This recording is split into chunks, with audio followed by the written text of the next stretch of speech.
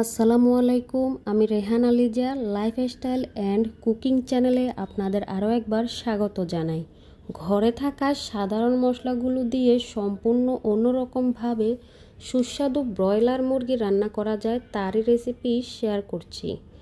এখানে কড়াইয়ে প্রথমে দিয়ে দিব 1 চামচ পরিমাণ জিরা, কিছুক্ষণ নেড়ে ছেড়ে তাতে এখানে দিয়ে দিব আদা কুচি, গোটা রসুন এবং পেঁয়াজ।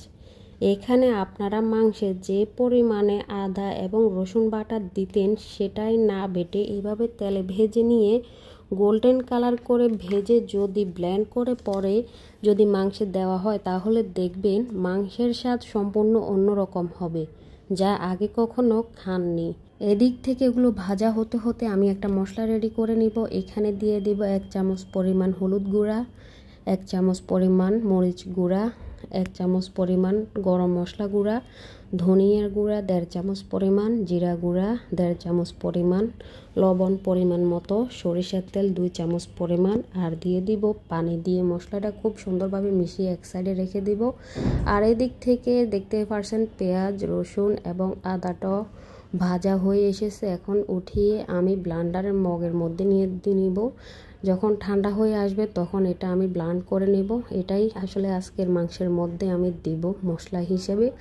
আর একই কড়াইয়ের মধ্যে আমি দিয়ে দিব আবারও সাদা তেল, দিয়ে এখানে 1 কাপ পরিমাণ দিয়ে দিলাম পেঁয়াজ কুচি, দিয়ে খুব ভালোভাবে নেড়ে চেড়ে আমি পেঁয়াজ বেরেস্তা করে উঠিয়ে নেব। এটাই পরবর্তীতে মাংসে দেওয়া হবে।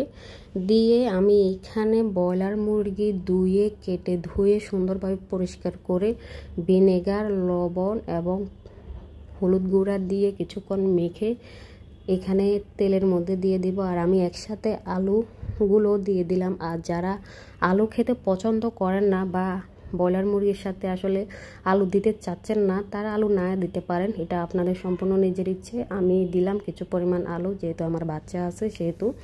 দিয়ে খুব সুন্দরভাবে এপিট ওপিট করে হালকাভাবে ভেজে নিব। বেশি শক্ত করে ভাজতে যাবেন না, কারণ ব্রয়লার মুরগির মাংস যদি উপর থেকে বেশি শক্তভাবে ভাজা হয়ে যায় তাহলে মাংসটা খুব একটা ভালো হয় না।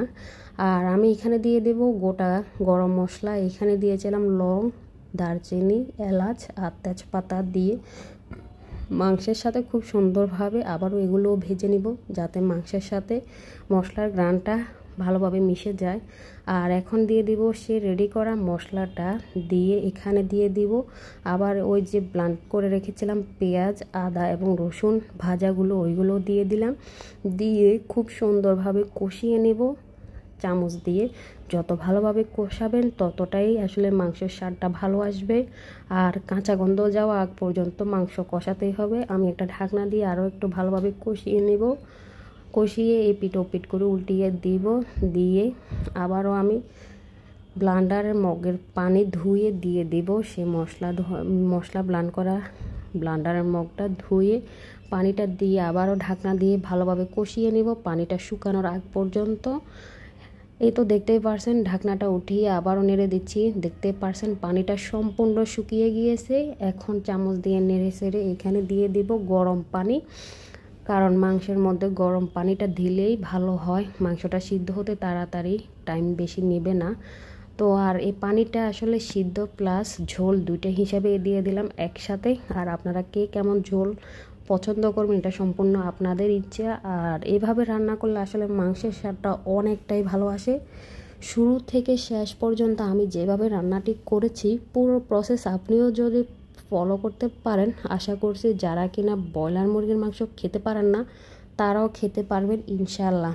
খেতে অসম্ভব মজার। আর এদিক থেকে মাংসটা দেখতে পারছেন অলমোস্ট হয়ে এসেছে। আমি ঢাকনা দিয়ে আবারও কিছুক্ষণ রান্না করে নেব। আর এ পাকে আমি দিয়ে দিয়েছিলাম উপর থেকে পেঁয়াজ বেরেস্তাগুলো, দিয়ে ঢাকনা দিয়ে রেখেছিলাম। আর আপনারা যদি এখনও আমার সাথে থেকে থাকেন তাহলে প্লিজ লাইক, কমেন্ট এবং শেয়ার করতে ভুলবেন না। সবাই ভালো থাকবেন। আল্লাহ হাফেজ।